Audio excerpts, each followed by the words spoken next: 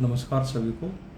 मैं Balbir Kashyap, बीओकम BRC Kaithal district से और हरियाणा से एक नई जानकारी, एक नई वीडियो के साथ में अपने एडू मीडिया यूट्यूब चैनल पर आपका स्वागत करता हूं, अभिनंदन करता हूं। चलिए जानते हैं हम इसके अंदर हम क्या जानने वाले हैं, ये घटना किसके ऊपर है।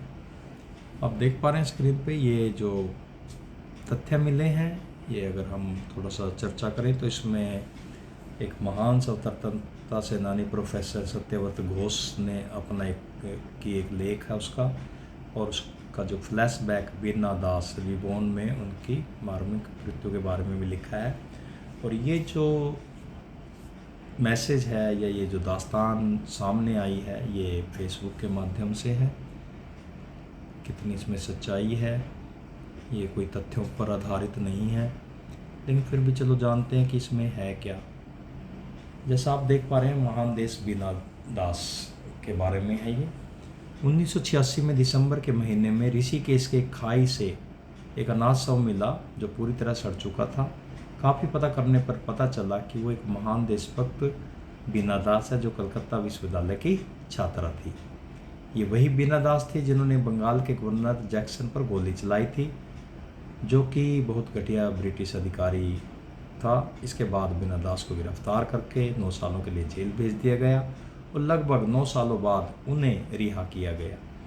रिहाई के तुरंत बाद बीना दास 1942 में भारत छोड़ो आंदोलन में उन्होंने भाग लिया और उन्हें फिर गिरफ्तार करके 1942 से 1945 तक जेल भेज दिया गया। उन्होंने 1947 में स्वतंत्रता सेनानी ज्योतिष भौमिक से शादी की, लेकिन आज़ादी की लड़ाई में भाग लेती रही। अपने पति की मृत्यु के बाद वे कलकत्ता छोड़कर जमाने की नज़रों से दूर ऋषिकेश के छोटे से आश्रम में जाकर रहने लगी। अपना गुजारा करने के लिए बच्चों को ट्यूशन पढ़ाती थी और एक प्राइवेट स्कूल में 25 रुपये की नौकरी भी करती थी। ये उस वक्त की बात है, पर उन्होंने सरकार द्वारा दी जाने वाली स्वतंत्रता सेनानी की जो पेंशन थी उसको लेने से इनकार कर दिया। अगर हम बात करें कि ये जो बीना दास थी, जो देश के लिए खुद को समर्पित कर देने वाली इस वीरांगना का अंत बहुत ही दुखद पूर्ण रहा। महान स्वतंत्रता सेनानी प्रोफेसर सत्यव्रत घोष ने अपने एक लेख फ्लैशबैक बीना दास रिबॉर्न में उनकी मार्मिक मृत्यु के बारे में भी लिखा है। उन्होंने क्या कहा है कि उन्होंने सड़क के किनारे अपना जीवन समाप्त किया। उनका मृत शरीर बहुत ही छिन्न भिन्न अवस्था में था। रास्ते से गुजरने वाले लोगों को उनका शव मिला। पुलिस को सूचित किया गया और महीनों की तलाश के बाद पता चला कि यह सब बीना दास का ही है। यह सब उसी आज़ाद भारत में हुआ जिसके लिए इस अग्निकन्या ने अपना सब कुछ ताक पर रख दिया था। देश को इस मार्मिक कहानी को याद रखते हुए देर से ही लेकिन अपने इस महान स्वतंत्रता सेनानी को भी सलाम करना चाहिए। #फ्रीडम फाइटर, #जय हिंद चैलेंज, #जय हिंद जय भारत, #हिस्ट्री और #इंस्पायरिंग। अगर हम फ़ोटो की बात करें तो ये फ़ोटो भी फेसबुक के माध्यम से ही प्राप्त हुई है।